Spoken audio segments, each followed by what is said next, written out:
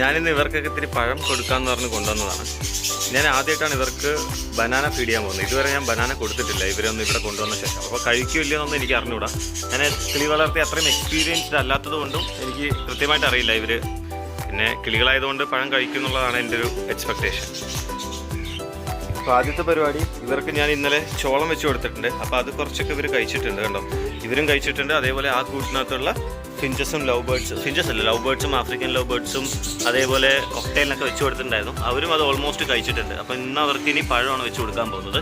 അപ്പോൾ ആദ്യം അതെടുത്ത് മാറ്റണം, പിന്നെ ആ പ്ലേറ്റ് ഒന്ന് കഴുകണം. എന്നതിന് ശേഷം ഇവർക്ക് പുതിയ ബനാന കട്ട് ചെയ്ത് ഈ പ്ലേറ്റിനകത്ത് വെച്ച് കൊടുക്കണം. അപ്പോൾ അതാണ് പ്ലാൻ. അപ്പോൾ ഞാനിതെല്ലാം കട്ട് ചെയ്ത് പ്ലേറ്റിലേക്ക് ആക്കി പ്ലേറ്റൊക്കെ കഴുകി വൃത്തിയാക്കിയ ശേഷം ഞാൻ കാണിച്ചു തരാം.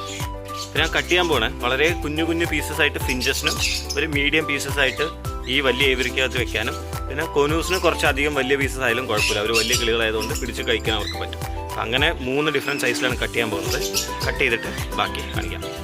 അപ്പോൾ നമ്മളങ്ങനെ പഴമൊക്കെ കട്ട് ചെയ്ത് വെച്ചിട്ടുണ്ട് 3 പ്ലേറ്റിലായിട്ട്. ഇവർ കഴിക്കുമെന്നറിയില്ല. ഈ 2 പ്ലേറ്റത്തെ സാധനങ്ങളെടുത്ത് അപ്പുറത്തെ കൂട്ടിൽ ഞാൻ ഇനി വെച്ച് കൊടുക്കട്ടെ.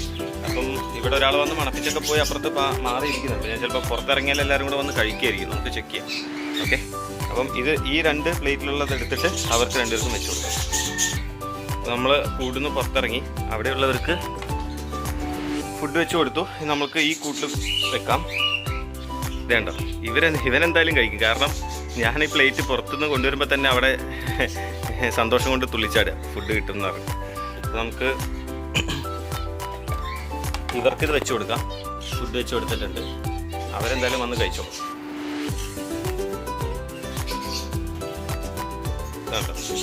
ആശ വന്ന് ഫുഡ് കഴിക്കൽ തുടങ്ങിയിട്ടുണ്ട്.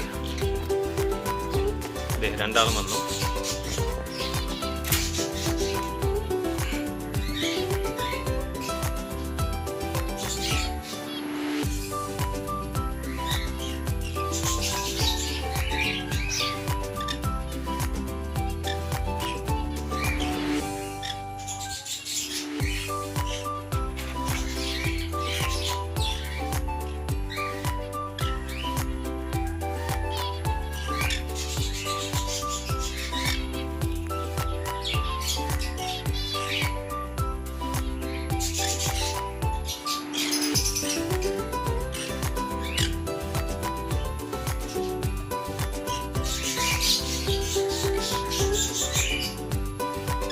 കണ്ടോ, ഞാൻ നിങ്ങൾക്ക് നല്ലൊരു കാഴ്ച കാണിച്ചു തരാം.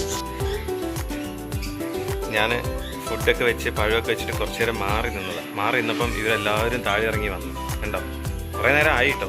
ഒരു 10 മിനിറ്റോളം ഞാൻ മാറി നിന്നിട്ടാണ് ഇവരെല്ലാം താഴെ ഇറങ്ങി വന്നത്. എന്നിട്ടാണ് ഫുഡ് കഴിക്കാൻ തുടങ്ങുന്നത്. ഓക്കെ, പഴം കഴിച്ച് തുടങ്ങിയിട്ടുണ്ട്.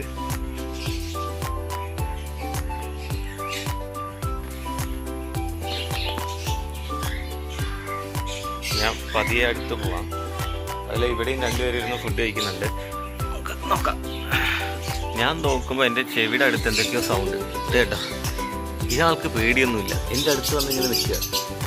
എന്തിനാ ഇങ്ങനെ എൻ്റെ അടുത്ത് വന്ന് നിൽക്കുന്നതെന്ന് അറിയാം. ഒരു ഫുഡ് കിട്ടുമെന്ന് പറഞ്ഞിട്ടോ, പുതിയ ഐറ്റംസ് കിട്ടുമെന്ന് പറഞ്ഞിട്ടാണോ, അതോ എന്താ ഉദ്ദേശം എന്നറിയില്ല. ഈ പുള്ളി, അതായത് ഇതിനകത്തുള്ള അഡൽട്ട് സാധനമാണ്, മറ്റേത് കുഞ്ഞാണ്. ഈ കക്ഷി നമ്മൾ എവിടെ പോയാലും, അതായത് നമ്മുടെ അടുത്ത് വന്നാൽ നമ്മുടെ അടുത്ത് വന്ന് നിൽക്കും.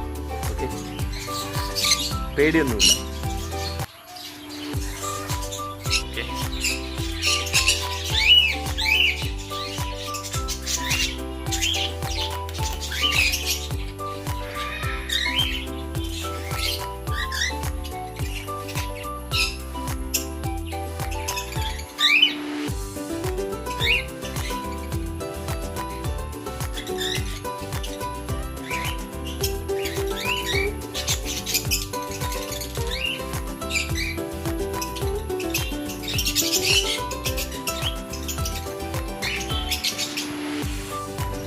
എൻ്റെ മൊബൈലും കൈയൊക്കെ കൊത്തിപ്പറിക്കാൻ വരിക.